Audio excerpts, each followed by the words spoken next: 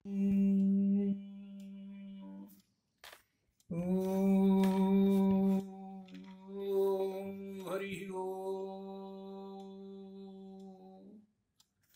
गुरुब्रह्मा गुरुर्विष्णु गुरुर्देवो महेश्वरः गुरुस्साक्षात् परं ब्रह्म तस्मै श्रीगुरवे नमः।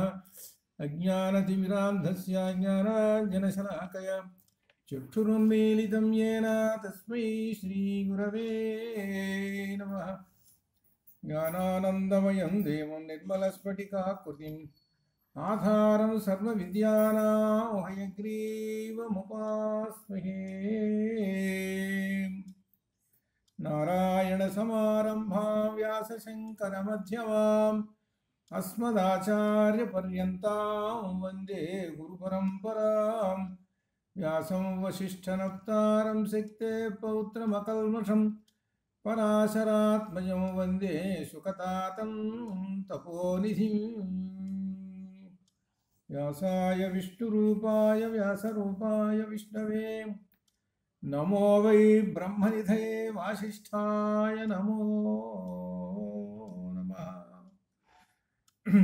अचतुर्वदनो ब्रह्मा द्विबाहुरपरो हरिः अफाललोचनः शम्भुः भगवान् बादरायणः श्रुतिस्मृतिपुराणानाम् आलयं करुणालयं नमामि भगवत्पादं शङ्करं लोकशङ्करं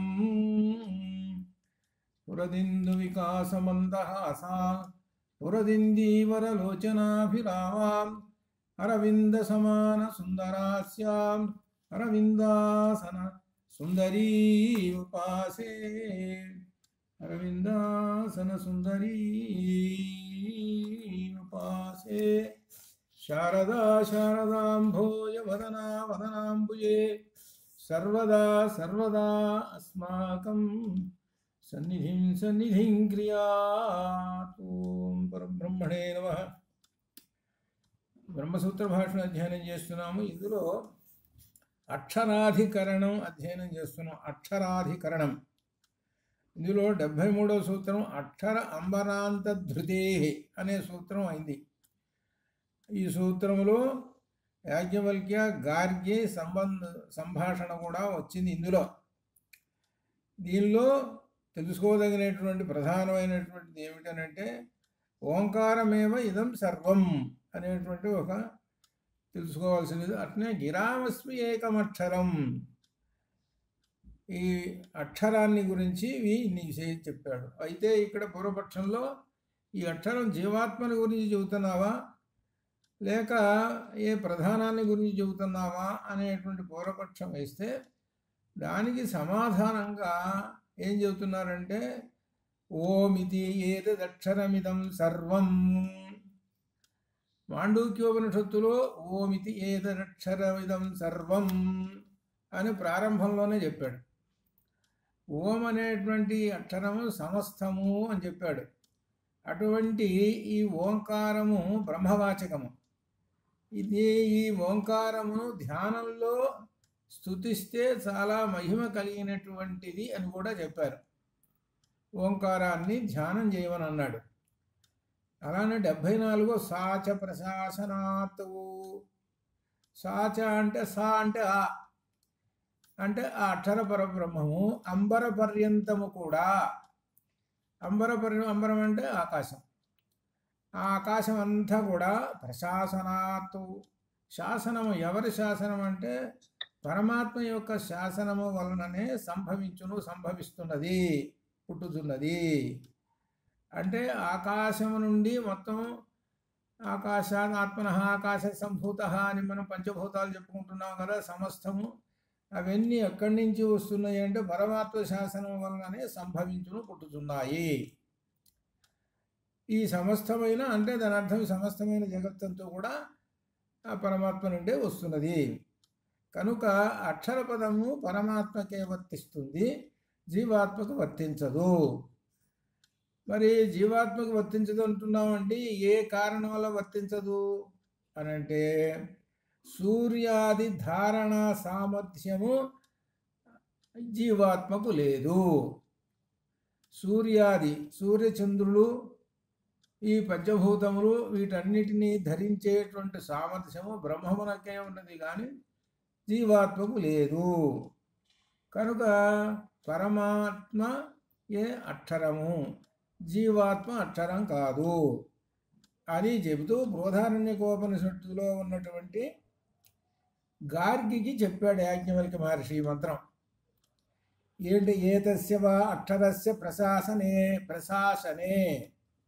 ఈ ప్రశాసనే అనే మాటను ఆధారంగా చేసుకొని ఈ సూత్రం చెప్పాడు ఆయన. ప్రశాసనే అంటే శాసనము వలననే అని. ఏతస్య వా అక్షరస్య ప్రశాసనే గార్గి సూర్యచంద్రం అసౌ విధృతౌ తిష్టతః. ఈ సూర్యచంద్రులు ఈ భూమి ఆకాశములు ఆ పరబ్రహ్మం యొక్క శాసనం వలననే ధారణ జరుగుతున్నవి, ధరింపబడుతున్నవి. ఆధారము అని అర్థం అనమాట. వీటన్నిటికీ ఆధారం పరబ్రహ్మమే. ఏతస్య వా అక్షరస్య ప్రశాసనే గార్గి. ఈ అక్షరుని యొక్క ప్రశాసనే శాసనము వలననే ద్యావా పృథివ్యౌ అంటే ద్యులోకము నుంచి పృథివీ అంటే 3 లోకములు. ఈ 3 లోకములు విధృతే తిష్టతః. ఈ 3 లోకములు ఆయన యందే తిష్టత ఉన్నవి అంటే ఆధారము. వాటికి ఆధారం ఎవరు? పరబ్రహ్మమే. తిష్టతః విధృతః ధరించి తిష్టతః ఉన్నాయి అని చెబుతున్నాడు. అంటే ఏమిటనమాట? మొత్తం సమస్తం అంతా కూడా అక్షరుని యొక్క శాసనము వలననే ఇవన్నీ సంభవిస్తున్నాయి. ఇవి కూడా అన్నీ ఆ అక్షరుని యొక్క ఆధారం వలననే ఉంటున్నాయి అని చెప్పేశాడు. కాబట్టి ఇక్కడ అక్షరుడు అని అంటే బ్రహ్మము అనగా బ్రహ్మము యొక్క వాచకం ఏమిటి? ఓం. ఇక్కడ ఓం అనేటువంటి మాటను చెప్పాలని ఉద్దేశం. బ్రహ్మము అనే ఎంత క్రితం దాకా చెబుతున్నాడు. మరి ఆ బ్రహ్మమునకు గుర్తు ఏమిటి అనంటే ఓంకారము. ఆ ఓంకారము అనేటువంటిది అక్షరము. అక్షరం అంటే నా క్షరతీతి అక్షర అంటే నాశము లేనిది. ప్రాచీన కాలంలోనూ ఓం చెప్పారు, ఇప్పుడు ఓం చెబుతున్నారు. నాశనము లేదు కదా. అప్పుడు అదే అన్నారు, ఇప్పుడు అదే అన్నారు. అటువంటి ఓంకారంలో నుంచే సమస్తమైనటువంటి ఈ వేదములు కానీ మంత్రభాగములు కానీ ఈ సమస్తము అంత ఓంకారం నుంచే ఉద్భవించాయి అని కూడా ఇందులో చెబుతున్నారు. కాబట్టి ఇక్కడ ఓంకారం నుంచి చెప్పి ఇంకా 75వ సూత్రంలో అన్యభావ వ్యావృత్తేశ్చ అన్యభావ అన్యము మరొకటి పరమాత్మ కంటే భిన్నమైనటువంటిది ఏమున్నాయంటే ప్రకృతి, జీవాత్మ. ప్రకృతి అంటే ఈ ప్రధానము అంటే త్రిగుణములు, జీవాత్మ తెలిసినటువంటిది. వ్యావృత్తేహిచ నిరాకరించడం వలన కూడా వాటిని పక్కన పెట్టేశారు. ఈ అక్షర బ్రహ్మము కంటే కూడా ఈ రెండు కూడా వీటిని కూడా నిరాకరించి పక్కన పెట్టేశారు. మనం క్రితం ఉన్నటువంటి సూత్రాలలో వాళ్ళు అన్నారు కదా, జీవాత్మ అనొచ్చు కదా. అక్షరుణ్ణి అంటే జీవాత్మ ఎట్లా అంటామంటే ఇదిగో ఈ లక్షణాలు ఉన్నాయి. మరి జీవాత్మకు ఉన్నాయా? సూర్యచంద్రుల్ని ధరించాలి, ద్యావాపృథుల్ని ధరించాలి, ఈ సమస్తం మరి. కాబట్టి ఉన్నాయా? లేవు. జీవాత్మ పరిమితంగా ఉంటాడు కాబట్టి జీవాత్మను పక్కన నెట్టేశారు. ప్రకృతి త్రిగుణములు కదా, జడ పదార్థం, దాన్ని పక్కన నెట్టేశారు. ఇలా నిరాకరించడం వలన కూడా అక్షరము పరబ్రహ్మ వాచకమే. అది ఇక్కడ అక్షరము పరబ్రహ్మ వాచకం. అక్షరం అంటే ఓం. ఓం అనేది పరబ్రహ్మ వాచకమే. కాబట్టి ఓం అనేటువంటి ధ్వని వస్తున్నది అనంటే అక్కడ పరబ్రహ్మము లేక పరమాత్మ ఉన్నాడు. పరబ్రహ్మము ఉన్నాడు అనంటే సమస్తము అక్కడే ఉన్నాయి. సమస్త దేవతలేంటి, సమస్తము అన్నీ అష్టాదశ విద్యలేమిటి, సమస్తము అక్కడ ఉన్నాయి అని అర్థం. ఆ ఓంకారంలో ఉన్నటువంటి గొప్పతనం. ఆ చెప్పుకుంటూ ఆ ఓంకారం పరబ్రహ్మవాచకము అని చెప్పి ఆ ఓంకారం అనేటువంటి పరబ్రహ్మం అన్నాం కదా, ఇక్కడ చెబుతున్నాడండి అసలు విషయం అంతా గొప్ప విశేషం. ఓంకారం పరబ్రహ్మవాచకం అని ఆ పరబ్రహ్మాన్ని వర్ణిస్తున్నాడు. ఎవరు? యాజ్ఞవల్కులు గార్గికి చెబుతున్నాడు. ఇదంతా గార్గి సంవాదంలో వచ్చినటువంటి విషయం. ఏతత్వై తదక్షరం గార్గి, తద్ అక్షరం, తత్ అక్షరం. తత్ అంటే ఆ పరబ్రహ్మం యొక్క అక్షరము, గుర్తు. అది ఆ తదక్షరం బ్రాహ్మణాః. బ్రాహ్మణాః అంటే వేదవేత్తలు లేక బ్రహ్మజ్ఞానులు. ఆ బ్రహ్మజ్ఞానులు అభివదంతి అభివదంతి చక్కగా చెబుతున్నారు ఆ పరబ్రహ్మాన్ని గురించి. ఏమని చెబుతున్నారంటే ఇక్కడ 24 లక్షణాలు చెబుతున్నారు పరబ్రహ్మానికి. అటువంటి పరబ్రహ్మానికి ఒక వాచకం ఉందండి, ఓమని ముందే చెప్పేశాడు. ఈ పరబ్రహ్మము 24 లక్షణాలు ఇప్పుడు చెబుతున్నాడు. అస్థూలం, అనన్వం, అహ్రస్వం, అదీర్ఘం, అలోహితం, అస్నేహం, అఛాయాం, అతమః, అవాయు, అనాకాశం, అసంగం, అరసం, అగంధం, అచక్షుష్కం, అశ్రోత్రం, అవాగమః, అతేజస్కం, అప్రాణం, అముఖం, అమాత్రం, అనంతరం, అబాహ్యం, న తదశ్నాతి కించన, న తదశ్నాతి కశ్చన. ఇన్ని లక్షణాలు చెప్పాడు పరబ్రహ్మ. ఇక్కడ మనకు దొరుకుతుంది. పరబ్రహ్మాని లక్షణం అన్నింటిలో చెప్పారు. కఠోపనిషత్తులో అశబ్దం, అస్పర్శం, అరూపం, అచక్షు అని కూడా చెప్పారు. అక్కడ చెప్పేశారు. ఇక్కడ 24 లక్షణాలు చెబుతున్నాడు. చూసుకోండి ఎంత విశేషమైనటువంటిది. దీనిలో వరుసగా చూస్తుంటుంటే అస్థూలం అంటే స్థూలము కాదు, అంటే ఒక రూపం లేదు. అనన్వం అణువా కాదు, అంటే సూక్ష్మం. అణువు అంటే మనం ఏం చేయాలి? సూక్ష్మం కదా, అణువు అంటే సూక్ష్మం కదా, అణువు కూడా కాదు. తర్వాత అహ్రస్వం, హ్రస్వము కాదు, పొట్టిది కాదు. అంటే అస్థూలం అన్నాడు కదా, అస్థూలం అని అంటే అర్థం పొడుగైనది కాదు, అంటే ఒక రూపం అనేది కాదు. హ్రస్వం పొట్టిది కాదు, పొడుగు కాదు, పొట్టిది కాదు. దీర్ఘము కాదు, దీర్ఘము అంటే అదీర్ఘం, చాలా పొడవుందా కాదు. అలోహితం అగ్ని కాదు. లోక లక్షణం ఏంటంటే ఎరుపు లక్షణం అగ్నికి ఉంటుంది, అగ్నే కాదు. అలానే జలము కాదు. అస్నేహం, స్నేహం అంటే జలము, ఇక్కడ ఒక అర్థం. అస్నేహం జలము కాదు. అఛాయాం, ఛాయ అంటే నీడు, నీడ, అంటే నీడ కాదు, అంటే నీడ కాదు. అతమః వెలుగు కాదు. తమః అంటే చీకటి, చీకటి వ్యతిరేకం ఏమిటి? ఆ చేరిస్తే అన్ని ఆతోటి చేర్చి వ్యతిరేకాలు చెబుతున్నాడు. వీళ్ళు ఆ చేర్చి మొత్తానికి వ్యతిరేకాలు చెప్పేశాడు. అది విశేషం ఇక్కడ. అతమః వెలుగును కాదు, అంటే చీకటి కాదు. అవాయు, వాయువా కాదు. అనాకాశం, ఆకాశము కాదు. అసంగం అంటే సంగమమైనటువంటిది కూడా, విషయాసక్తులతో ఉన్నది కూడా కాదు, దేనికి కూడా సంగమం కాదు. అరసం, రసము లేనటువంటిది. అగంధం, వాసన లేనిది. అచక్షుకం, కళ్ళు లేనిది. అశ్రోత్రం, చెవులు లేనిది. అవాక్, మనః, అవాక్ అంటే వాక్కులు లేనటువంటిది. అలానే అమనః, మనస్సు లేనటువంటిది. అవాక్కు అమనః. అతేజస్కం, అతేజస్కం తేజస్సు లేనటువంటిది. అప్రాణం, ప్రాణము లేనిది. అముఖం, ముఖము లేనిది. అమాత్రం, అమాత్రం, అమాత్రం, అమాత్రం అని అంటే ఇక్కడ అర్థం ఏంటంటే కొలత, కొలమానము, కొలవటం. మనకు ఇంత క్రితము వచ్చినటువంటి వాటిల్లో ప్రాదేశమాత్రుడు, అంగుష్ఠమాత్ర వచ్చినాయి కదా, అక్కడ కొలిచారు కదా అక్కడ పరబ్రహ్మానికి.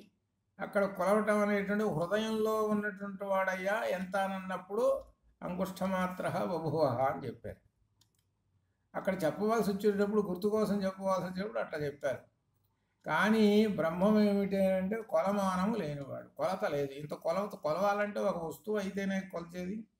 అది అనంతరం నా అంతరం అనంతరం, నా అంతరం, అంతరం అంటే లోపల, దానికి వ్యతిరేకం అనంతరం, లోపల లేనిది, అవాక్యం బయట లేనిది. నా తదశ్నాతి కించన, నా అది ఏమాత్రము, అది నా తదశ్నాతి కించన, అది ఏమాత్రము కూడా దేనిని భక్షించదు, అది తినదు, అది దేన్ని తినదు. అది నా తదశ్నాతి కించన, నా తదశ్నాతి కశ్చన, కశ్చన అంటే ఎవరూ దానిని తినరు. అది దేనిని తినదు, దానిని ఎవరూ తినరు. ఇదిట ఇన్ని లక్షణాలు బ్రహ్మానికి, గార్గికి, యాజ్ఞవల్క్య మహర్షి బృహదారణ్యకోపనిషత్తులో చెప్పారు. ఇన్ని లక్షణాలు ఉన్నాయి బ్రహ్మమునకు. ఇన్ని లక్షణాలు ఉన్నటువంటిది ఏదో చెప్పయ్యా, ఆ త్రిగుణాలు చెబుతావా, జీవాత్మ చెబుతావా, ఎవరికి లేవు కదా, ఇది బ్రహ్మము అని చెప్పాడు. ఆ బ్రహ్మమునే అక్షరము అని చెప్పారు అని ఈ విధంగా ఆ గార్గికి చెప్పారనమాట. ఈ గార్గికి చెప్పాడు, ఇవి ఈ లక్షణాలు ఉన్నాయి, ఇవి జీవాత్మకు ఉన్నాయా, లేవు. ఈ లక్షణాలు జీవాత్మకు లేవు, కాబట్టి జీవాత్మ అక్షరుడు కాదు, అనగా బ్రహ్మము కాదు. జీవాత్మ బ్రహ్మము కాదు, అక్షరుడే. వాడు కూడా ఎప్పుడు ఎంతకాలం ఉంటూనే ఉంటాడు. ఈ పరమాత్మ ఉన్నంతకాలం వాడు వస్తూనే ఉంటుంటాడు. కానీ ఈ లక్షణాలు లేవు కదా వాడికి అని. జీవాత్మ మరియు ప్రకృతి కూడా అక్షరం కాదు. అందుట్లో జీవాత్మ ఏం చేస్తుంటాడు, తడొక వేషం వేస్తుంటాడు. వాడు తడొక వేషం అంటే అర్థం ఏంటి, ఉపాధి. వాడు తడొక ఉపాధి వేస్తుంటాడు, అట్లా ఉంటుంటాడు వాడు. అందువలన ఈ లక్షణాలన్నీ ఆ బ్రహ్మమునకే కానీ జీవాత్మకు లేవు అని చెబుతున్నారు. అంటే ఏమిటి, దీనిలో చెప్పేది ఏమిటి అంటే ప్రధానం బ్రహ్మము యొక్క లక్షణాలు చెప్పాలి. అది దీనిలో బ్రహ్మసూత్రాల్లో విశేషమైనటువంటి. ఎంతటితోటి అక్షరాధికరణం పూర్తయింది. ఇప్పుడు ఈక్షతి కర్మ వ్యపదేశాధికరణం. ఈక్షతి కర్మ వ్యపదేశాధికరణం. ఈక్షతి కర్మ వ్యపదేశ అధికరణం. దీనికి సూత్రం ఏం చెబుతున్నారు అని అంటే, ఈక్షతి కర్మ వ్యపదేశాత్ సహ. ఈక్షతి కర్మ ఓంకారంలో ధ్యానం చేయవలసిన పురుషుని ఈక్షతి అంటే చూచుట. ఎవరిని చూడటం, పురుషుణ్ణి చూడటం. ఎక్కడ చూడాలి, ఓంకార ధ్యానంలో. పురుషుడు అంటే బ్రహ్మం అనే మాట దీనిలో ఏమర్థం వస్తున్నది, ఓంకార ధ్యానంలో పరమాత్మను దర్శించుము అని అర్థం. అది ఓంకారం. ఈక్షతి చూడుము, చూచుచున్నాడు. ఈక్షతి అనేటువంటి శబ్దానికి క్రియాపదం ఇది. ఈక్షతి అనేది క్రియాపదం. ఈక్షతి, ఈక్షత, ఈక్షంతి, ఈక్షసి, ఈక్షద, ఈక్షద, ఈక్షామి, ఈక్షావహ, ఈక్షామహ, అది క్రియాపదం ఇది. ఈక్షతి చూచుతున్నాడు. కర్మ వ్యపదేశాత్, కర్మ వ్యపదేశాత్, కర్మ ఏం చేస్తున్నాడు, ఈ కర్మ ఓంకారం అనేటువంటి ధ్యానం చేస్తున్నాడు. ఆ ధ్యానంలో చూస్తున్నాడు. కర్మనుగా ఉపదేశించడం వల్ల ఇది కర్మరా నీకు అని ఒక గురువు గారు చెప్పాడు. ఇదొక కర్మ, ఇదొక విధి. అనేక కర్మలు ఉన్నాయి, వాటిల్లో ఓంకార ఉపాసన అనేది ఒక కర్మ. అది వాటిల్లో ఓంకార ఉపాసన ఒక కర్మ. ఈ కర్మ చేయరా అన్నాడు. అయితే ఈ కర్మ చేయరా అని చెప్పి సహా, ఇది ప్రశ్నోపనిషత్తులో ప్రస్తావించబడినటువంటిది. సహా ఆ ప్రశ్నోపనిషత్తులో. ఇక్కడ సహా అంటే అర్థం ఏమిటంటే అతడు అని అర్థం. అతడనే మాట ఒక పుల్లింగ శబ్దం వేశాడు కదా. అతడు ఈక్షతి కర్మ వ్యపదేశాత్. అతడు ఈ ఓంకారోపాసన వలన బ్రహ్మమును ఈక్షతి, అది అర్థం. అతడు కర్మ ఉపదేశం, ఈ ఓంకారోపాసన వలన బ్రహ్మమును ఈక్షతి. అతడు అన్నాడు. అతడు అనేటప్పటికీ ఇక్కడ మనకు మొత్తం కథలు వచ్చేస్తుంది. ఏమిటి అతడు ఎవరు అనేటువంటి ప్రశ్నకు వచ్చేసింది. అతడు ఎవరు అనేటువంటి ప్రశ్నకు వచ్చేటప్పటికి ఇక్కడ ప్రశ్నోపనిషత్తు వస్తుంది. చాలా మంచిది ఇది. ప్రశ్నోపనిషత్తు కూడా మనం చెప్పుకున్నప్పుడు దీనిలో ప్రశ్నోపనిషత్తు కూడా మనకి వీడియోలు ఉన్నాయి. ప్రశ్నోపనిషత్తు వీడియోలు ఉన్నాయి దీనిలో కూడా. అప్పుడు మాధవ్ వచ్చినట్టుంది, మాధవ్ అక్కతే అనుకుంటా ప్రశ్నోపనిషత్తు. ఆ ప్రశ్నోపనిషత్తు మళ్ళీ ఇప్పుడు వస్తుంది. చాలా ముఖ్యమైనటువంటిది ఇది. ప్రశ్న అనేటువంటిది అంటున్నాడు. ఎందుకంటే ఏం చెప్పాడంటే ఆ పరిప్రశ్నేన సేవయా ఉపదేక్షంతి తే జ్ఞానం జ్ఞానిన తత్వదర్శిన అని చెప్పేశాడు. తద్విద్ధి ప్రణిపాతేన పరిప్రశ్నేన సేవయా ఉపదేక్షంతి తే జ్ఞానం జ్ఞానిన తత్వదర్శిన అని చెప్పాడు. 6 ముని కుమారులు 6 వేరే వేరే ప్రదేశాల నుంచి వచ్చారు. వేరే వేరే ప్రదేశాల నుంచి వచ్చి వాళ్ళు బ్రహ్మమును గురించి పెద్ద పరిశోధన చేస్తున్నారు. వాళ్ళు ఆ పరిశోధన చేస్తున్నటువంటి వాళ్ళు పిప్పలాద మహర్షి దగ్గరికి వచ్చారు. పిప్పలాద మహర్షి దగ్గరికి వచ్చి 6 ప్రశ్నలు వేశారు. 6 ప్రశ్నలు వేసి ఆ బ్రహ్మము గురించి తెలుసుకున్నారు. అయితే 6 ఎవరు అంటే సుకేశుడు, సత్యకాముడు, సౌరాయణి, ఆశ్వలాయనుడు, భార్గవుడు, కాత్యాయనుడు. 6. ఇక్కడ ఉపనిషత్తులో ఎలా చెప్పాడనంటే, ఉపనిషత్తులో ఎప్పుడు చూసినా సరే, ఇప్పుడు మనం ఎక్కడైనా చెప్తుంటుంటే మన పేరే చెప్పుకుంటాం, తండ్రి పేరు అసలు చెప్పం, గోత్రం పేరు చెప్పం. అడిగేవాడు నీ పేరు ఏంటంటే ఇదే, లేదా తను చెప్పాలో తన పేరు ఇదే, ఇంతే చెబుతారు. అంటే తండ్రి పేరు లేదు, గోత్రం పేరు లేదు, ఈ 2 చెప్పరు.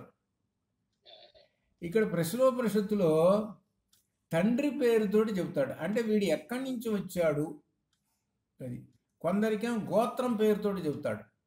ఈ 6 తండ్రి పేర్లు చెప్పాడు. ఇక్కడ దీనిలో ఏమిటంటే చాలా మీరు ఉపనిషత్తుల్లో సామాజికమైనటువంటి పరిస్థితులు చాలా ఉంటాయి, మీరు గమనించాలి, తెలుసుకోవాలి. సామాజికమైన పరిస్థితి మంత్రభాగం అనేటువంటిది పక్కన పెట్టి, అంటే అర్థం ఏమిటి, తండ్రిని మర్చిపోకుండా ఉంటాడు. వాడు చెప్పేది ఏమిటంటే నేను బలానా ఆయన కుమారుణ్ణి అని చెబుతాడు. బలానా ఆయన కుమారుణ్ణి నేను మీ దగ్గరకు వచ్చానండి అని చెబుతాడు. అంతేగాని నేను నా పేరు ఇదండి అంతవరకే చెప్పడు. దానివలన ఏమవుతుందని అంటే ఆ కుటుంబ వ్యవస్థ చూసుకోండి ఎలా ఉంటుందో. కుటుంబ వ్యవస్థ తండ్రిని మర్చిపోకుండా కొడుకు చూసుకోలేలాగా ఉంటాడు. అది ఇక్కడ. లేకపోతే తన గోత్రం చెబుతాడు. ఆయన గురువు గారు కూడా చెప్పేటప్పుడు ఆ పిల్లవాడిని పేరు పెట్టి పిలిచేటప్పుడు ఒక్కొక్కసారి తండ్రి పేరుతోటి పిలుస్తాడు, ఒక్కోసారి గోత్రం పేరుతో పిలుస్తాడు. గౌతమ అంటాడు. గౌతమ అంటే గౌతమ గోత్రంలో గౌతమ గోత్రంలో ఉన్నటువంటి వాడా అని అర్థం. చాలా చోట్ల వస్తుంది. అంటే దీనివల్ల ఏంటంటే ఆ కుటుంబ వ్యవస్థ దాన్ని మనకు పరోక్షంగా మనకు ఈ ఉపనిషత్తుల్లో చెబుతున్నాడు. అది గొప్ప విశేషమైనటువంటి. అట్లా ఈ 6 చెప్పేశాడు.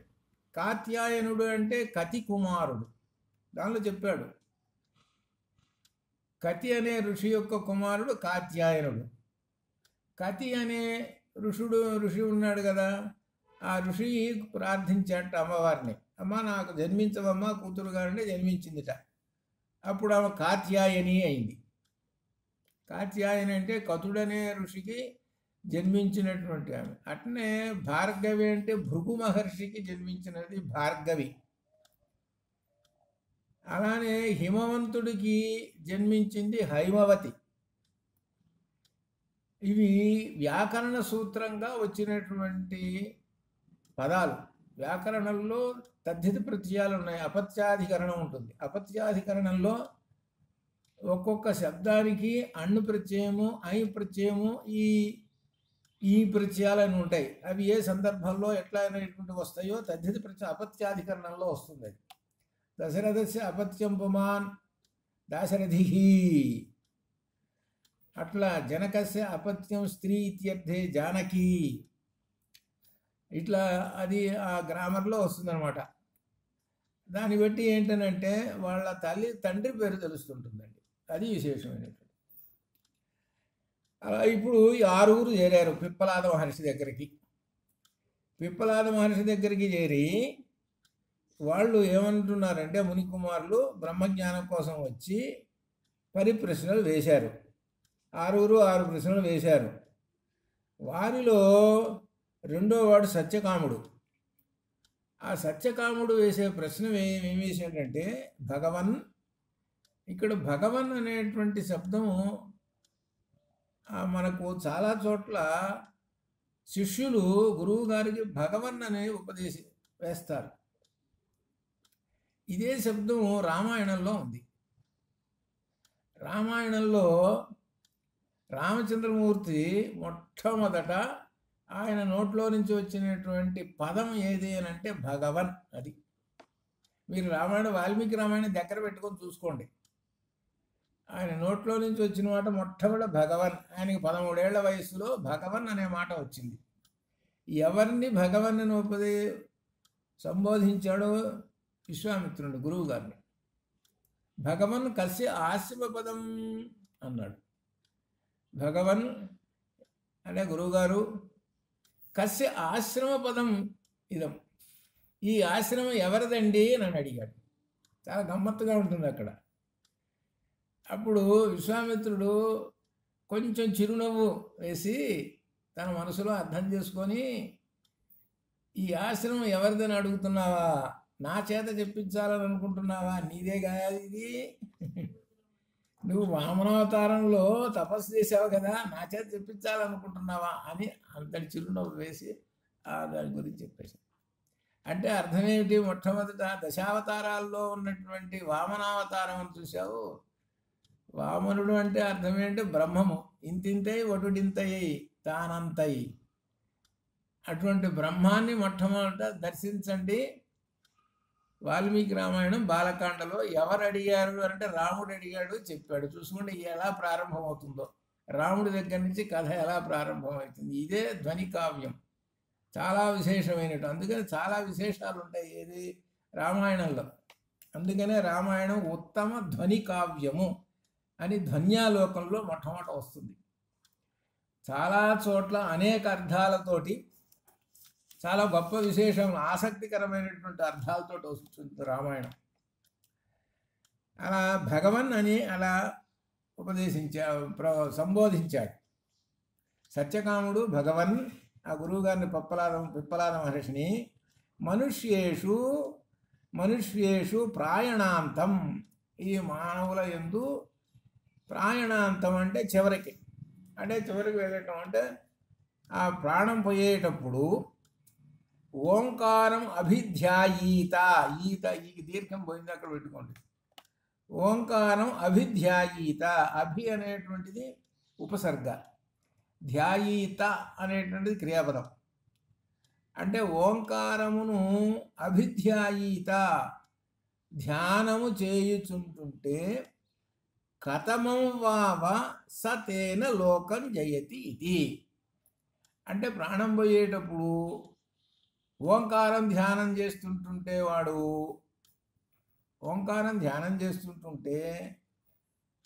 వాడు సహ అతడు తేన లోకం ఏ లోకమునకు జయతి పొందును ఇది అని ప్రశ్న. అంటే ప్రాణం పోయేటప్పుడు ఓంకారం ధ్యానం చేస్తే బ్రహ్మమునకు వెళతాడని మనకి గీతలో వచ్చింది ఒక చోట. ఆ శ్లోకం వెతకండి, ఆ శ్లోకం ఎక్కడుందో ఒక చోట వచ్చింది. ప్రాణం పోయేటప్పుడు అంటే చివరి ఘడియల్లో ఓంకారం. కొంతమంది ఏమంటారంటే రామ రామ అంటుంటారు. రామ అన్న పరబ్రహ్మమే, అట్లా అనమాట.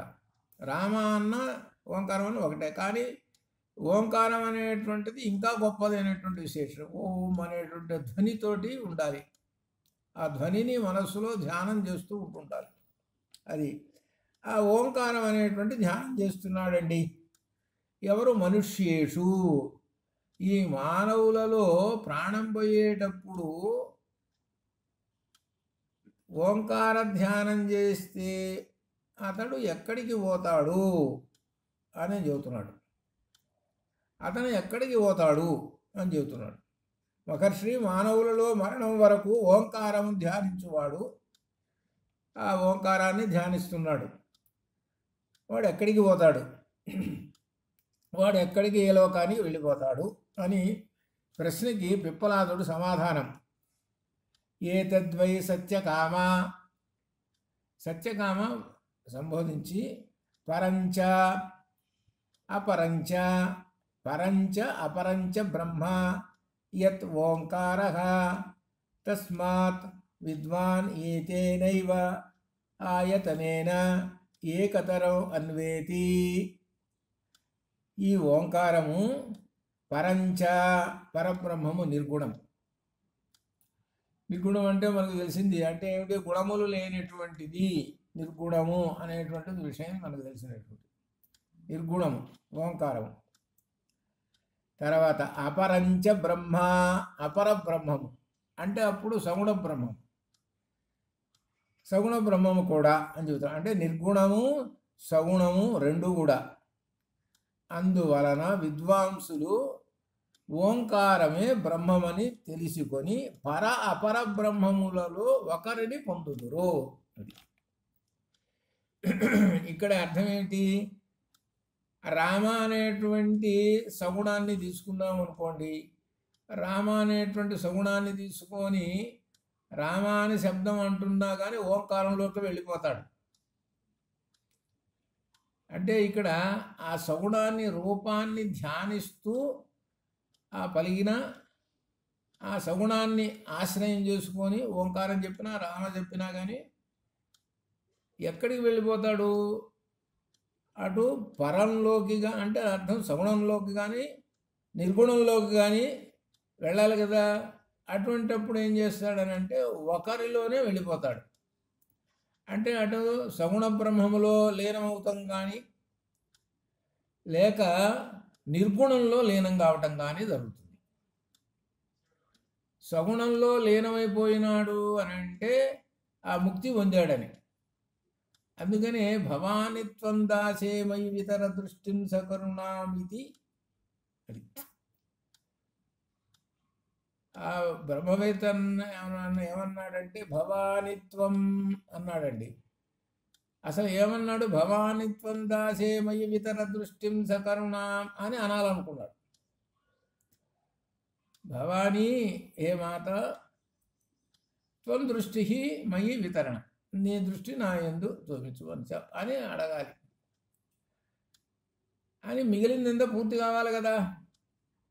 అంత కాకముందే అమ్మవారు ఏమన్నది, భవానిత్వం అన్నాడు. అనేటప్పటికల్లా వెంటనే అమ్మవారు ఏమన్నది, తర్వాత మళ్ళీ భవానీ పదం వేశాడు.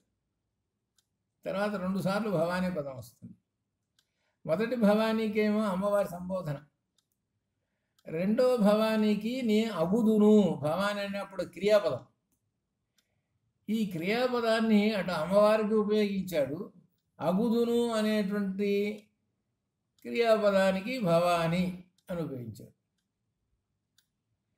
అని అక్కడ చెబుతున్నాడు. అంటే అర్థం ఏంటి, వీడు అని అనకముందుగానే నేను త్వం దాసే వితర అనేటప్పటికల్లా భవానిత్వం దాసే మయి వితర దృష్టిం సకరుణాం ఇది స్తోతం వాంఛన్ భవాని అని నేనే నువ్వురా అయిపోయినావు తత్వమసి అని అంతే. అంటే అర్థం ఏమిటి, అమ్మవారిని చూసి సగుణ రూపంలో అడుగుతున్నాడు. అడుగుతుంటే చివరికి అమ్మవారు ఏమన్నారంటే నేనే నువ్వేరా అన్నారు. అంటే అర్థం ఏమిటి, ఇద్దరు ఏకమేవా ద్వితీయం బ్రహ్మ అయిపోయినారు అని అక్కడ చెబుతున్నారు. అట్లనే ఇక్కడ ఓంకారం గనక ధ్యానం చేస్తూ ఉంటుంటే పరమాత్మలో సగుణంలో కానీ నిర్గుణంలో కానీ చేరతారు. ఈ విషయము ఫలాధ్యాయంలో ఉన్నాయి. ఫలాధ్యాయంలోనే చాలా ఉన్నాయి. ఫలాధ్యాయంలో సగుణంలోకి ఎలా వెళ్ళిపోతుంటాడు, నిర్గుణంలోకి ఎలా వెళ్ళిపోతుంటాడు అని ఉన్నది ఫలాధ్యాయంలో. నిర్గుణంలో అయితేనేమో ఈ శరీరంలోనే ఈ శరీరంలోనే డైరెక్ట్, అంటే ఒక మాట చెప్పాలంటే నాన్ స్టాప్ బస్. ఈ రైలు ఎక్కడ ఆగదు, అక్కడే ఆగుతుంది. అది నిర్గుణంలో ఒకేసారి బ్రహ్మంలో చేరిపోతాడు. అది ఎవరు? ఋషులు లాంటి వాళ్ళు. ఇక మిగిలినట్టు సగుణోపాసన చేసేటువంటి వాళ్ళు ఉన్నారే, వాళ్ళకి 5, 6, 6, 7 స్టేజీలు ఉన్నాయి.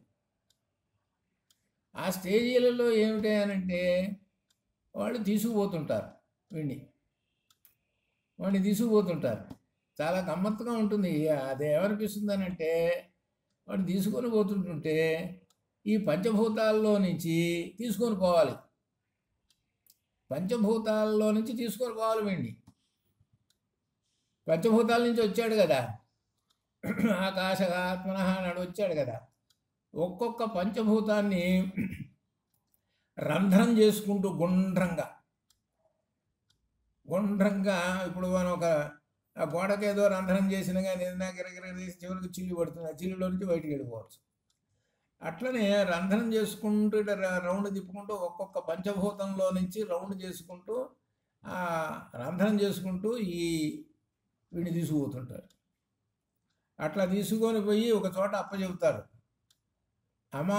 అమానవ పురుషుడు అనేటువంటి వాడికి అప్పచెబుతారు. వాడు మళ్ళీ తీసుకొని పోతుంటాడు. వాడు మళ్ళీ తీసుకొని పోయి ఎక్కడ బ్రహ్మముల దగ్గరికి కూర్చోబెట్టేస్తాడు. ఆ బ్రహ్మము ముందు కూర్చోబెట్టేస్తాడు. అంతే, వాటి డ్యూటీ అయిపోయింది. ఆ బ్రహ్మంలో కూర్చోబెట్టిన తర్వాత ఆ బ్రహ్మంలోకి లీనం కావడం తర్వాత ఇంత కార్యక్రమము సగుణ బ్రహ్మం వలన ఉంది. సగుణ బ్రహ్మాన్ని ఉపాసించేటువంటి వాడు. నిర్గుణ బ్రహ్మాన్ని ఉపాసించేటువంటి వాళ్ళేమో ఈ భూమి మీద ఉన్నప్పుడే వాళ్ళు డైరెక్ట్ వెళ్ళిపోతారు. అంటే దాని అర్థం ఈ భూమి మీద ఉన్నప్పుడే తను ఆ ఆత్మను పైకి పంపించేసేస్తాడు, వెళ్ళిపోతాడు. అంటే ఉదాహరణకి మనకి ఇందులో భారతంలో భీష్ముడు కనపడుతున్నాడు. ఆ భీష్ముడు చివరి రోజుల్లో విష్ణు సహస్రనామం చెప్పి ఆయన వెళ్ళిపోతుంటే ఆ తేజో రూపం ఆకాశంలోకి వెళ్ళిపోతున్నది అని వర్ణిస్తాడు. వీళ్ళు చూశారని చెప్తారు. అప్పుడు కృష్ణుడు కూడా ఎదురుగా ఉంటాడు. అదేనమాట. అట్లా ఒక ఉదాహరణలకు అనమాట అది. అట్లా ఇక్కడ చెప్పేది ఏమిటనంటే, అలానే ఆ ఓంకార ధ్యానం చేసేటువంటి వాళ్ళు, ఓంకారం అనేటువంటిది పరబ్రహ్మము, అంతే కదా. ఆ ఓంకారానికి రూపమేమి లేదు కదా, ఓం అనేటువంటి ధ్వనే కదా, ఇంకంతే, ఇంకేం లేదు. అది నిర్గుణము. ఆ నిర్గుణం అంటే త్రిగుణాతీతము. అందులో 3 గుణాలు లేవు. 3 గుణాలు ఉన్నాయి అని అంటే అది సగుణం. 3 గుణాలు ఉన్నాయి అంటే 3 గుణాల్లో ఏ ఒక్క గుణం ఉన్నా కానీ సగుణమే అవుతుంది. ఈ తర్వాత అపరబ్రహ్మము అంటే సగుణం. సగుణం అంటే స్వరూపం. ఆ రూపం ఉన్నటువంటి ఆ బ్రహ్మాన్ని ఆ విద్వాంసులు ధ్యానం చేస్తారు. ఆ ఓంకారమే బ్రహ్మమని తెలుసుకొని చేస్తారు. చేసినందువలన పరలోకంలోనే సగుణంలోనో నిర్గుణంలోనో వెళ్ళిపోతాడు. చెప్పేది ఏంటంటే ఏదో ఒకటి వస్తుందండి, ఫలం లభిస్తుంది. ఓంకార ధ్యానం వలన సగుణంలో నిర్గుణంలోనూ కలిసిపోతావు అని చెబుతున్నాడు. నిర్గుణమైన బ్రహ్మమే, సగుణమైన బ్రహ్మమే, అది చెబుతున్నాడు అని ఈ సమాధానం గురువు గారు చెప్పాడు. అంటే చివరికి ఏం చెబుతున్నాడు అని అంటే తాత్పర్యం, ఓంకారోపాసన చేస్తూ ఉండండి అయ్యా అన్నాడు. చివరికి తాత్పర్యం అది. మనం ఎన్ని అష్టోత్తరాలు, శతోత్తరాలు, పారాయణలు ఎన్ని చేసినా వాటికి వలన వచ్చేటువంటి ఫలితం ఏ 10 పైసలో వస్తే ఈ ఓంకారం చేయటం వలన రూపాయి వస్తుందండి అని అర్థం. అంటే అర్థం ఏమిటి? ఓంకారం చేయటం వల్ల సాక్షాత్తు పరబ్రహ్మమును సేవిస్తున్నాం డైరెక్ట్, ఇక మధ్యలో ఇంకేం లేదు. ఎందుకంటే ఓంకారం అనేటువంటిది సమస్తమునకు ఆధారమైనటువంటి అక్షర పరబ్రహ్మం. మన గీతలో కూడా అక్షర పరబ్రహ్మ యోగం వచ్చింది కదా గీతలో, అది అని ఈ విధంగా చెప్పేశాడు ఆయన. ఆ తర్వాత మళ్ళీ యహ పునః ఏతం త్రిమాత్రేణ ఓమితి ఏతేనైవ అక్షరేణ పరం పురుషం అభిధ్యాయీత స తేజసి సూర్య సంపన్న. ఇక్కడ యహ పునః ఏతం త్రిమాత్రేణ, ఇక్కడ ఓంకారంలో త్రిమాత్రేణ అని చెబుతున్నాడు. అంటే ఆవుమ అనేటువంటి ఆ అనేటువంటిది ఒక మాత్ర, ఊ అనేది ఒక మాత్ర, మా అనేది ఒక మాత్ర. ఈ 3 మాత్రలు కలిస్తే ఓం అయింది. 3 మాత్రలు కలిస్తే ఓం అయింది. అందుకనే ఓం అనేది దీర్ఘంగా వస్తుంది. 3 మాత్రలను ఏమంటారంటే పులతము అంటారు. మనకు ఈ సంస్కృత శబ్దాలు రాసేటప్పుడు అక్కడ 3 అని వేస్తారు. ఇది మనకి ఇందులో కూడా మంత్రాల్లో కూడా చోట కూడా అక్కడ 3 అని వేస్తే పులతము. పులతం అంటే దీర్ఘం, అది అర్థం. అంటే ఊరిగా ఓం అని వదిలేవాకు. ఓం అనేది పులతము, దీర్ఘం అని చెబుతున్నాడు. యహ పునరేతం త్రిమాత్రేణ 3 మాత్రల చేత ఓం ఇది ఓం అని ఏతేనైవ అక్షరేణ ఆ అక్షరము చేత పరం పురుషం పరమాత్మను పరబ్రహ్మమును అభిధ్యాయీత ధ్యానము చేయును. ఎవరు? సహ అతడు ధ్యానం చేయును. ఎవరు ధ్యానం చేయును? అతను తేజసి తేజోవంతుడైన సూర్యునిలో ఏకమవుదురు అది చెప్తున్నారు. సూర్యునిలో ఏకమవుదురు అని చెప్పారు. ఆ సూర్యునిలో చేరతారు అని చెప్పారు. ఇక్కడ మనం సూర్యుడిని ఆదిత్యో బ్రహ్మ అని కూడా చదువుకున్నాం. సూర్యునిలో ఏకమవుదురు అంటే ఇది సగుణోపాసన. సూర్యునిలో ఏకమవుదురు అని చెప్పాడు. ఎవరు? ఈ పిప్పలాద మహర్షి. యహ పునరేతం త్రిమాత్రేణ ఓమితి ఏతేనేవ అక్షరేణ పరం పురుషం అభిధ్యాయీత స తేజసి సూర్య సంపన్న. అటువంటి వాళ్ళందరూ కూడా సూర్యునిలో ఏకమవుదురు. ఈ సూర్యునిలో ఏకమవుదురు అని చెప్పారే. గీతలో అర్చిరాది మార్గము అని చెప్పాడు. అర్చిరాది మార్గం అని చెప్పాడు ఒకటి. అర్చిరాది మార్గంలో వెళితేటువంటి వాళ్ళు అంటే సూర్య. ఇంకొకటి చంద్రమార్గం ఉంది. చంద్రమార్గంలో వెళ్ళినటువంటి వాళ్ళు మళ్ళీ పుడతాడు. ఇప్పుడు దానాలు ధర్మాలు చేశాడండి, అనేకమైనవి. అనేకమైన దానాలు ధర్మాలు చేశాడు. వాడు ఎక్కడికి పోతాడంటే చంద్రుడి దగ్గరికి పోతాడు. చంద్రుడి దగ్గరికి పోయి మరలా పుడతాడు. మరలా పుట్టి సుకృతలో చేశాడు కదా, పుణ్యకార్యాలు చేశాడు కదా. కాబట్టి పుణ్యకార్యాలను అనుభవించడం కోసం మళ్ళీ పుడతాడు. చంద్రమార్గంలోకి వెళ్ళినటువంటి వాళ్ళందరూ కూడా మరలా పుడతారు. ఇక్కడ సూర్య మార్గము చంద్రమార్గం రెండు మనకు గీతలో చెబుతాడు. అది మళ్ళీ ఫలాధ్యాయంలో వస్తుంది. సూర్య మార్గంలో వెళ్ళినటువంటి వాళ్ళేమో అర్చిరాది మార్గంలో వెళ్ళి, అర్చి అంటే అగ్ని అని అర్థం. ఈ అగ్ని మార్గం అన్నమాట. ఈ మార్గంలోకి వెళ్ళి ముక్తి పొందుతారు అని అర్థం. మరలా జన్మించరు అనేటువంటిది అనమాట. అందుకని ఇక్కడ ఆ మార్గము, ఇక్కడ మన గీతలో చెప్పినట్లుగా ఆ మార్గం అది. కాబట్టి ఓంకార ధ్యానం వలన సూర్య సంపన్న, సూర్యుని వలె సంపన్నుడు అవుతున్నాడు. సంపన్నుడు అంటే సూర్యునిలో ఏకమవుతాడు, సూర్యుడితో సమానం అయిపోతాడు. అంటే సూర్యునిలో ఏకమవుతాడు అని చెబుతున్నాడు. సహ తేజసి, సహ అతను తేజసి సూర్య సంపన్న, అతడు తేజోవంతుడైన సూర్యునిలో ఏకమగును అని చెబుతున్నాడు.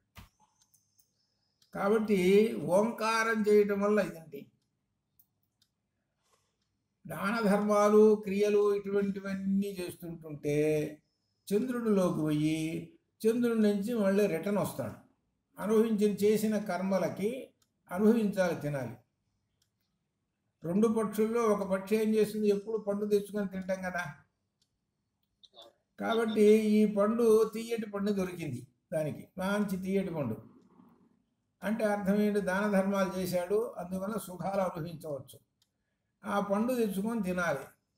తినటానికి ఎక్కడ చెట్టు మీద కావాలి పెట్టుకొని తినాలి. కాబట్టి ఆ చెట్టు ఏదంటే మన శరీరం.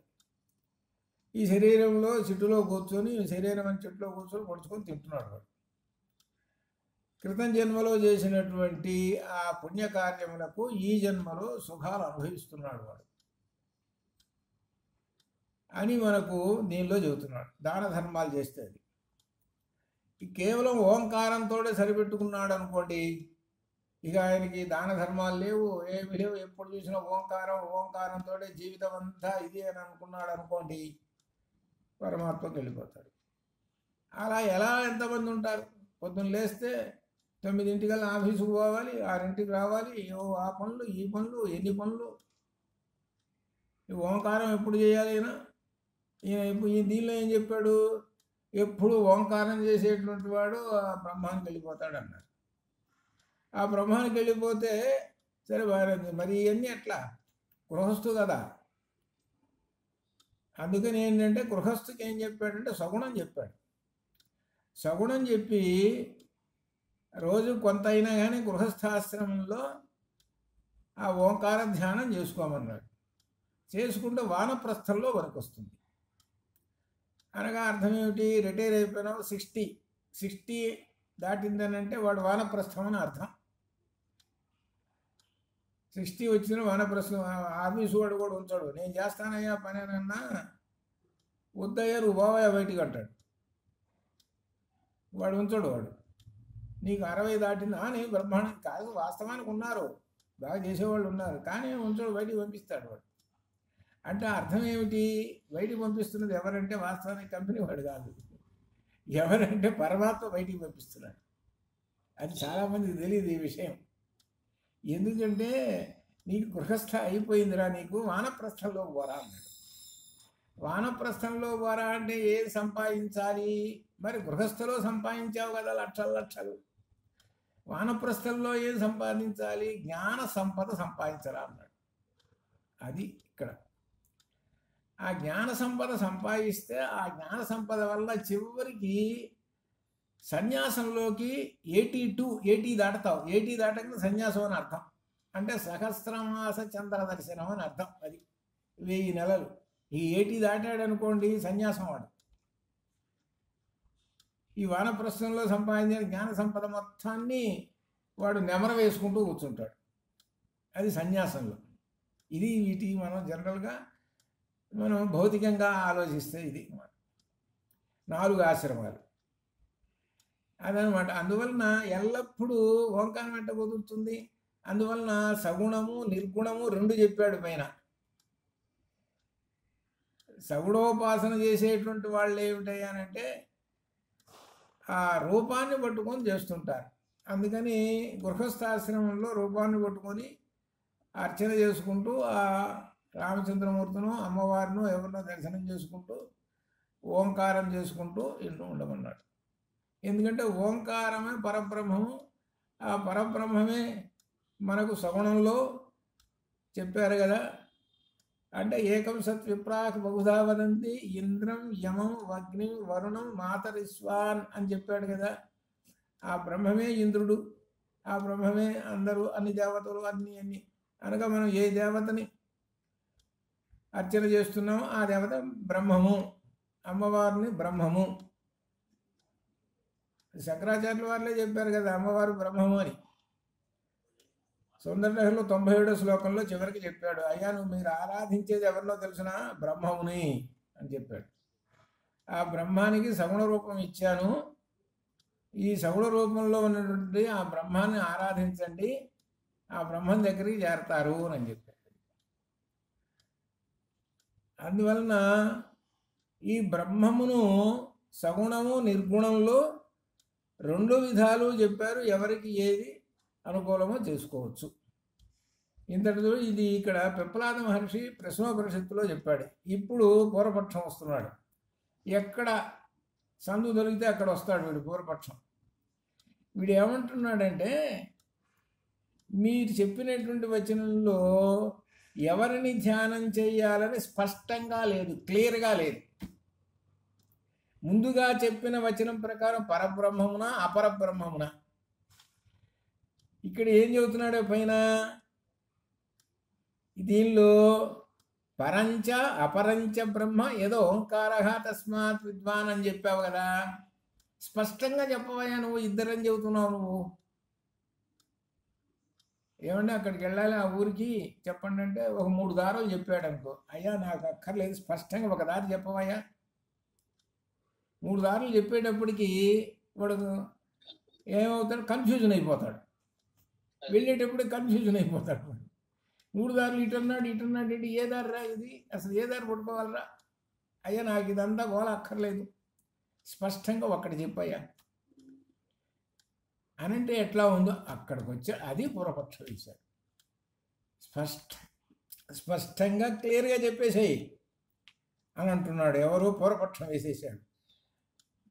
పరబ్రహ్మమునా అపరబ్రహ్మమునా చెప్పావా, నిర్గుణమా సగుణమా ఎవరిని చెబుతున్నావో చెప్పు అని అంటున్నాడు. అనేటప్పటికీ సమాధానం చెప్పాలి కదా. ఈ మంత్రవాక్యం శేషంలో అంటే చివర ఏతస్మాత్ జీవఘనాత్ పరాత్పరం పురుషయం పురుషం పరుషం ఈక్షతే, పురుషం ఈక్షతే. ఇక్కడ ఏతస్మాత్ హిరణ్య గర్భును నుండి ఇక్కడ చెబుతున్నాడు, హిరణ్య గర్భును నుండి చేరుకొని అతడు హృదయస్థుడైన పరమ పురుషుని దర్శించు. అంటే అర్థం ఏమిటి? ఈ ఓంకార ధ్యానం చేసినటువంటి వాళ్ళు నిర్గుణమో పరబ్రహ్మమో అనేటువంటి చెబుతున్నావు కదా. అప్పుడు ఏం చెబుతున్నాడంటే ఇక్కడ విశేషం హిరణ్య గర్భుని నుండి, హిరణ్య గర్భుడు, ఈ హిరణ్య గర్భుడు ఎవరు? జీవఘనాత్. ఈ జీవఘనాత్ ఉన్నాడు హిరణ్య గర్భుని నుండి, అతడు హృదయస్థుడైన పరమ పురుషుని దర్శించును. ఇక్కడ విశేషం పరాత్పరం అంటే నిర్గుణ బ్రహ్మము, అనగా నిర్గుణ బ్రహ్మమును దర్శించును. ఇక్కడ విశేషం ఏం చెబుతున్నాడంటే హిరణ్య గర్భుని నుండి అనగా హిరణ్య గర్భుడు అనేటువంటిది ఏమిటనమాట, జీవఘనాత్ అంటే విషయేంద్రియములు లేనివాడు హిరణ్య గర్భుడు. ఇక్కడ ఒక రకంగా మనకి హిరణ్య గర్భుడికి చతుర్ముఖ బ్రహ్మగారు వచ్చారు, ఒక చోట చతుర్ముఖ బ్రహ్మగారు వచ్చారు. ఆ చతుర్ముఖ బ్రహ్మగారి నుండి ఆ చతుర్ముఖ బ్రహ్మగారి దగ్గరికి చేరుకొని అక్కడ నుంచి పరమ పురుషుని చేరుకుంటాడు. ఇందాక మనం చెప్పుకున్నాం, నిర్గుణ బ్రహ్మమును ఉపాసించేవాడు డైరెక్ట్గా వెళ్ళిపోతాడు అని, సగుణ బ్రహ్మమును ఉపాసించేటువంటి వాడికి మధ్యలో స్టేజీలు ఉన్నాయని చెప్పుకున్నాం, అది ఫలాధ్యాయంలో వస్తాయి. అట్లనే ఈ సగుణ బ్రహ్మమును ఉపాసించేటువంటి వాడు, సగుణ బ్రహ్మమును ఉపాసించేటువంటి వాడు హిరణ్య గర్భుని చేరుకొని అక్కడ నుంచి బ్రహ్మంలోకి వెళ్ళిపోతాడు అని చెబుతున్నాడు. అక్కడి నుంచి బ్రహ్మంలోకి వెళ్ళిపోతుంటాడు. ఇది మధ్యలో ఏదో వచ్చేసేసింది దీనికి, మధ్యలో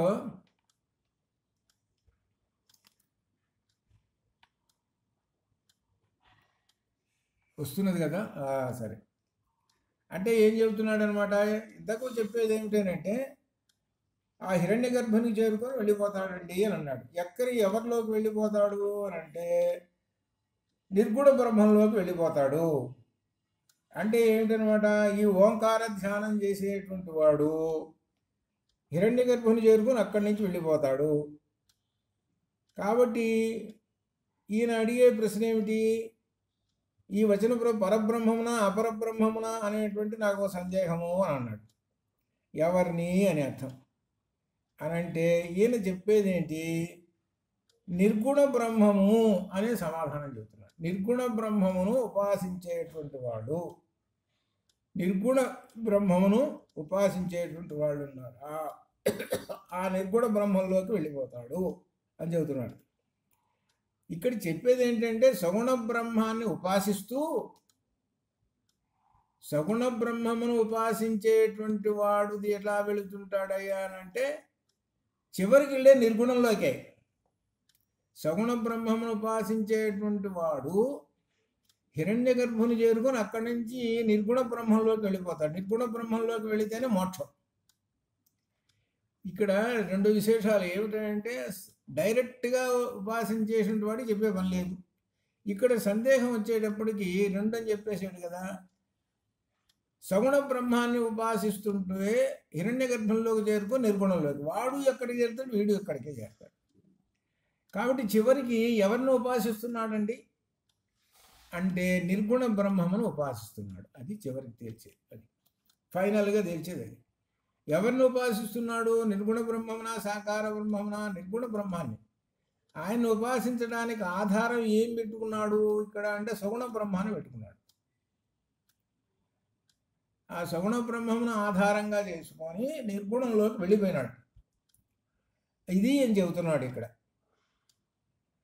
అని అక్కడికి వెళ్ళిపోయి ఓంకారోపాసన వలన పాపరహితుడై, ఇక్కడ పాపరహితుడై అని అంటే చాలామంది పాపములు చేశాము, పాపం అంటే ఇది అబద్ధమాడాము, లేకపోతే ఏదో పనులు చేశారు అది ఇది అని అనుకుంటారు. సమస్తము వస్తాయి కర్మలు, సమస్త కర్మలు వస్తాయి ఇక్కడ. ఈ సమస్త కర్మలన్నీ కూడా రహితుడై అంటే వదిలివేసిన వాడై, అంటే సమస్తమైన కర్మలు అంటే సుకృత దుష్కృతవు ఉన్నాయి. పుణ్యకార్యాలు పాపకార్యాలు ఇటువంటివి ఉన్నాయి, అవన్నీ కూడా వదిలేసేయాలి. మళ్ళీ పుణ్యకార్యాన్ని పట్టుకుంటే మళ్ళీ పుడతాడు. అందుకని సమస్తమైనటువంటి కార్యములు అన్నిటినీ వదిలివేసేసనగా కర్మలను, సమస్త కర్మలను వదిలివేసేసి పాపరహితుడై పరమ పురుషుని చేరుకొను అనగా బ్రహ్మమును చేరుకొను. కాబట్టి ఇప్పుడు మొదట హిరణ్య గర్భునికి చేరుకొని అక్కడ నుండి బ్రహ్మలోకానికి వెళ్ళిపోతాడు. ఇది ఎవరు సగుణ బ్రహ్మాన్ని ఆరాధించేటువంటి వాళ్ళు నిర్గుణంలోకి చేరిపోతారు. చివరికి తాత్పర్యం ఏమిటి? ఎవరిని ఉపాసిస్తున్నామంటే బ్రహ్మమును ఉపాసిస్తున్నాను అనే చెబుతారు. ఆ బ్రహ్మమును సగుణ బ్రహ్మము ఆధారంగా చేసుకొని ఉపాసిస్తున్నాము అని చెబుతారు. నిర్గుణ బ్రహ్మమును ఉపాసించడం అని అంటే ఋషులు అటువంటి వాళ్ళకి ఎటువంటి ఆకారం అక్కర్లేదు, వాళ్ళ ఉపాసన వేరు. అందువలన ఇక్కడ చెప్పేది ఏమిటి అని అంటే ఓంకారోపాసన ఇంతటితో పూర్తి చేశాడు. ఈ ఓంకారోపాసన అనేటువంటిది మనకు ప్రశ్నోపనిషత్తులోను, మాండూక్యం, ముండకం చాలా ఉపనిషత్తుల్లో ఓంకారం గురించి వచ్చింది. ఓంకారం అనేటువంటి ప్రధానమైన వచ్చింది, అన్ని చాలా ఉపనిషత్తుల్లో వచ్చినాయి. చివరికి ఓంకారమే బ్రహ్మము అని తేల్చి చెప్పేసేసాడు. ఈక్షతి కర్మ వ్యపదేశ అధికరణం సహా అతడు కర్మ వ్యపదేశాతో ఈక్షతి. కర్మ ఉపదేశించడం వలన, కర్మల గురించి చెప్పడం వలన తెలుసుకొని ఓంకారోపాసన అనే కర్మ చేసుకొని బ్రహ్మమును ఈక్షతి, బ్రహ్మమును దర్శించుతున్నాడు అని ఇంతటితో ఓంకారోపాసన పూర్తి చేశాడు. తర్వాత 5 దహరాధికరణం. ఈ దహరాధికరణం అనేటువంటిది కూడా ఈ విధంగానే చాలా ముఖ్యమైనటువంటి విశేషమైనటువంటి చాప్టర్ ఇది కూడా. ఈ హృదయ ఆకాశమే బ్రహ్మం అనేటువంటిది వస్తుంటుంది అనమాట. అది అనమాట. అట్లా ఈ విధంగా మనకు ఓం పూర్ణమదః పూర్ణమిదం పూర్ణాత్ పూర్ణముదచ్యతే పూర్ణస్య పూర్ణమాదాయ పూర్ణమేవావశిష్యతే. అసతో మా సద్గమయ తమసో మా జ్యోతిర్గమయ మృత్యోర్మా అమృతంగమయ. ఓం శాంతి శాంతి శాంతి. శుభం భూయాత్.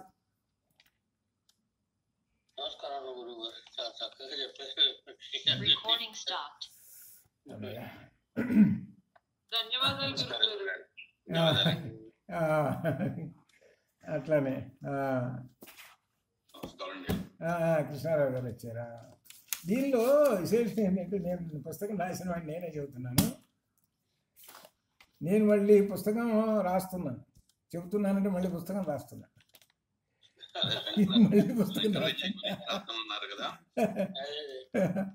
మళ్ళీ పుస్తకం రాస్తుంటే అది ఎక్కడెక్కడ విపులాలు ఎక్కడెక్కడ ఇవ్వాలి, వీళ్ళకి ఎలా తెలుస్తుంది అని మళ్ళీ నేను కొటేషన్స్ పెట్టుకోవాల్సి వస్తుంది.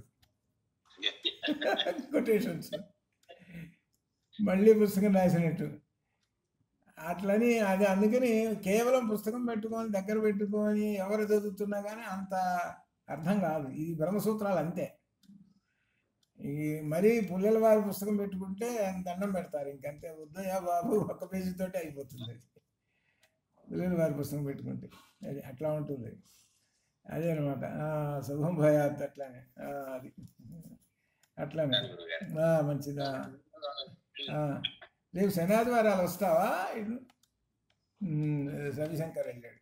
సరే సరే శుభం భయాత్. ధన్యవాదాలు గురువు గారు. కిరణ్మయి వచ్చింది, హేమ వచ్చింది, ప్రసాద్ గారు. సాయంకాలం మామూలు సౌందర్య లహరి. నిన్న ఒక్కరోజే గోలగోల, సాయంకాలం చెప్పుకున్న టపాకాయలు గోలే, అందుకనే వద్దన్న. టపాకాయలు గోల ఎక్కువ. నేను ఊహించే నేను వద్దులేండి ఇవాళ ఈ టపాకాయలు గోల అని అనుకున్నా. రాత్రి అంతా 11ంటికి కూడా మోగిస్తున్నారు వీళ్ళు. రాత్రి 11ంటికి కూడా టపాకాయలు గోల. అది అయిపోయింది, కంప్లీట్ అయిపోయింది. అది అది అది సాయంకాలం మామూలు 6:30కి మామూలే సౌందర్యలహరి. ఇప్పుడు చెప్పబోయేదంతా బాలామంత్రానికి విశేషమైనటువంటిది వస్తూ ఉన్నది. ఇది ఇక్కడ అవయవ జ్ఞానం, ఇది అవయవ జ్ఞానం. నామావయవతాం అన్నాడు అక్కడ మంత్రపూర్వకంగా. ఇప్పుడు విశేషమైన వస్తుంటుంది కాబట్టి అదే అనమాట. ఇక్కడ సాయంకాలం 6:30 మామూలే. సరే శుభం భయాత్ అట్లా. మాధవి వచ్చింది అట్లానే. శుభం భయాత్. అక్షరం గురించి ఇంకొంచెం చెప్తారా రేపు? అక్షరం ఉన్నాయి మనకి దీనిలో, ఇంకా ఉన్నాయి కూడా, చెప్దాం అట్లనే. అక్షరం గురించి ఉపనిషత్తుల్లో ఉన్నాయి, చాలా చోట్ల అక్షరాన్ని గురించి ఉన్నాయి. అట్లనే చేద్దాం. ముందు అది చెప్పుకొనే తర్వాత దహరాధికరణలోకి వెళదాం. అది అట్లానే చేద్దాం. శుభం భయాత్ అట్లా అట్లానే అట్లానే ప్రసాద్ గారు అట్లానే